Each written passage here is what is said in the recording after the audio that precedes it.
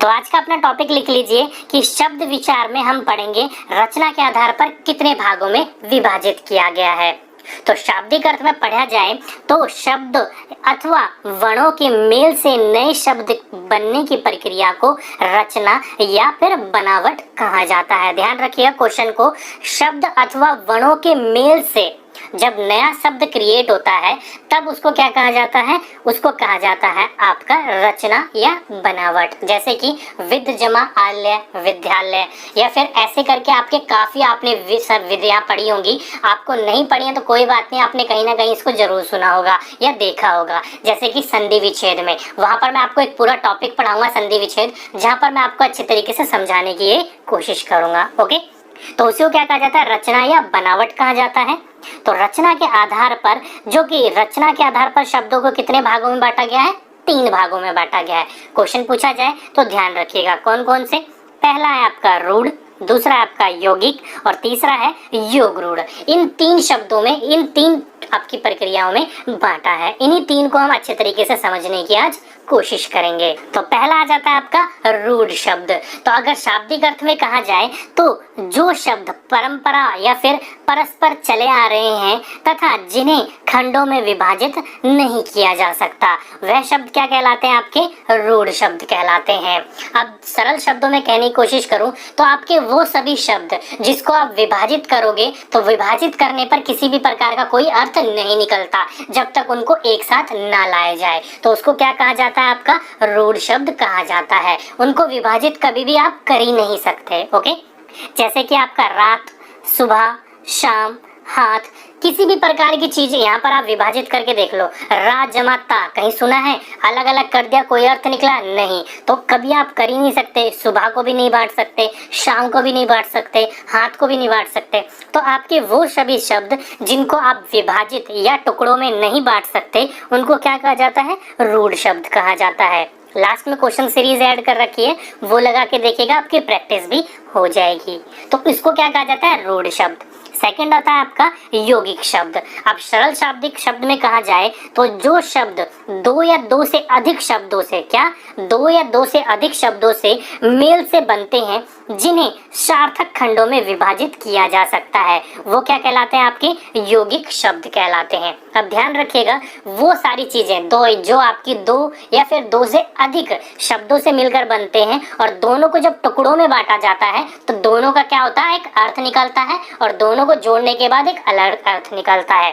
For example with जमा आलय, तो विद्या का मतलब आप सभी को पता है, ज्ञान, सारी चीजें सभी को पता है। और आलय क्या होता है, रहने की जगह, या फिर आप अपने घर को बोल सकते हो, जहाँ पढ़ाते हो वो बोल सकते हो, जहाँ पर कोई आपका क्या करते हो, खाना बनाते हो, उस जगह को आलय कहा जाता है, तो जगह को कहा जाता है। ओके, तो विद जमा आलय, दोनों को जोड़ा जाता है तो क्या बना जाता है, विद्यालय, यानी कि एक ऐसी जगह जहाँ पर आपको ज्ञान की प्राप्ति होती है, ज्ञान आपको प्राप्त करवाया जाता है।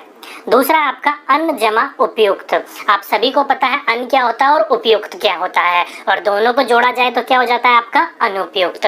तो देखो टुकड़ों में बांटा जाए तो भी अर्थ निकलता है, दोनों को इकट्ठा कर दिया जाए तो भी अर्थ निकलता है। तो ऐसा जब भी आपका फीचर बन रहा हो, ऐसा कभी भी आपकी प्रक्रिया बन रही हो, तो वो क्या कहलाती है, यौगिक शब्द कहलाते हैं। ओके, अच्छे से एक्सप्लेन करा मैंने आपको। शब्दों को आप तोड़ोगे, जैसे कि रात को आप तोड़ोगे कोई अर्थ नहीं निकलता, दोनों को जोड़ते हो तब जाके अर्थ निकलता है, तो वो क्या कहलाता है, ये आपका रूढ़ शब्द कहलाता है। और जब शब्दों को तोड़कर अलग अलग करा जाता है उनका भी अर्थ निकलता है, जोड़ा जाता है उनका भी अर्थ निकलता है। जैसे कि एग्जाम्पल दिया मैंने आपको, विद्यालय, विद्या का मतलब ज्ञान और आलय का मतलब एक ऐसी जगह जहाँ पर व्यक्ति रहते हो, खाना बनाने की जगह, ज्ञान की जगह, कोई भी हो सकता है, रहने की जगह आलय कहलाती है।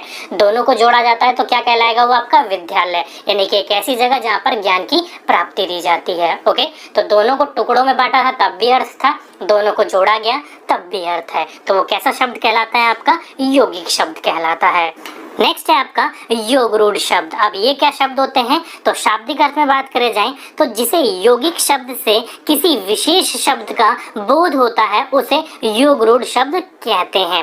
यानी कि सरल शाब्दिक अर्थ में आपका बात मैं समझाने की कोशिश करूं तो आपके वो सारे शब्द, वो सारी प्रक्रियाएं जिसको आप तोड़ोगे तो वो क्या कहलाएगा, आपका एक अर्थ निकल के आएगा। यानी कि आपका जैसे यौगिक शब्द होता है, यौगिक शब्द को क्या करा जाता है, तोड़ते हैं तो उसका अर्थ निकल के आता है, लेकिन जोड़ा जाता है तो उसी प्रकार का अर्थ निकलता है जिस प्रकार का उसको तोड़ा गया था। लेकिन यहाँ पर क्या होगा, एक शब्द को आप तोड़ोगे तो वो भी इसका अर्थ निकलेगा, और जोड़ा जाएगा तो एक विशेष प्रकार का अर्थ निकलेगा। क्या बोल रखा है, विशेष प्रकार का अर्थ निकलता है। जैसे सरल शाब्दिक अर्थ में बात करे जाए तो पहला एग्जाम्पल ले लो, पंकज। तो पंक प्लस जा, ओके, तो पंकज को जोड़ा जाता है तो क्या कहला जाएगा, पंकज कहलाता है, जो कि किसको कहा जाता है, कमल को कहा जाता है। एक विशेष अर्थ निकला उसका पंकज का, क्या, कमल, कमल से अर्थ रिलेटेड होता है उसका। दूसरा आपका हो गया गिरिधर। अब गिरिधर को क्या कहा जाता है, तो ध्यान रखिएगा, कृष्ण भगवान को भी क्या कहा जाता था, गिरिधर कहा जाता था। तो क्या निकला आपका, एक विशेष अर्थ निकला। तीसरा आपका दशानंद, यानी कि आपका किसको दशानंद कहा जाता था, रावण को कहा जाता था। तो दश यानी कि 10 हो जिसके सर, उसको क्या कहा जाता है, दशानंद, और कौन है वो, रावण है। तो एक शब्द का एक विशेष अर्थ निकल रहा हो उसको क्या कहा जाता है, आपका योग रूढ़ कहा जाता है। अगर आपका एक सरल शब्दिक ट्रिक के रूप में बताया जाऊं तो ध्यान रखिएगा, यहाँ पर आपके वो सारे शब्द आते हैं जो कि क्या होते हैं, भगवान से रिलेटेड होते हैं। जैसे कि चतुर्भुज हो गया, दशानंद हो गया, गिरिधर हो गया, नीलकंठ हो गया। इस प्रकार के जो शब्द होंगे ना आपके, वो सारे के सारे क्या होते हैं, योग रूढ़ में कहलाते हैं, क्योंकि उनका जो एक अर्थ होता है एक विशेष रूप से निकलता है, जो कि क्या होते हैं आपके अधिकतर 99.9% भगवान से रिलेटेड होते हैं आपके, ओके। जैसे कि चतुर्भुज किसको कहा जाता है, ब्रह्मा जी को कहा जाता है उनके, क्योंकि उनके जो चतुर्मुख, क्योंकि उनके कितने मुख थे, 4 मुख थे। जैसे कि नीलकंठ किसको कहा जाता है, शिव जी भगवान को कहा जाता है। दशानंद रावण को कहा जाता है। गिरिधर किसको कहा जाता है, कृष्ण को। या फिर आपका कि लंबोदर, लंबोदर किसको कहा जाता है, गणेश जी का, क्योंकि उनका लंबी क्या थी, नाक थी, गर्दन थी वो लंबी थी, तो नाक लंबी होने के कारण उनको लंबोदर भी कहा जाता था। तो यहाँ पर किससे रिलेटेड हो रहे हैं, वो सारे के सारे आपके भगवान से रिलेटेड हो रहे हैं, ओके। तो जहां पर आपके विशेष अर्थ निकलता हो वो क्या कहलाते हैं, योग रूढ़ शब्द कहलाते हैं, ओके। तो ये 3 प्रकार के भागों में बांटा गया था रचना के आधार पर। तो आज का हमारा टॉपिक क्या है,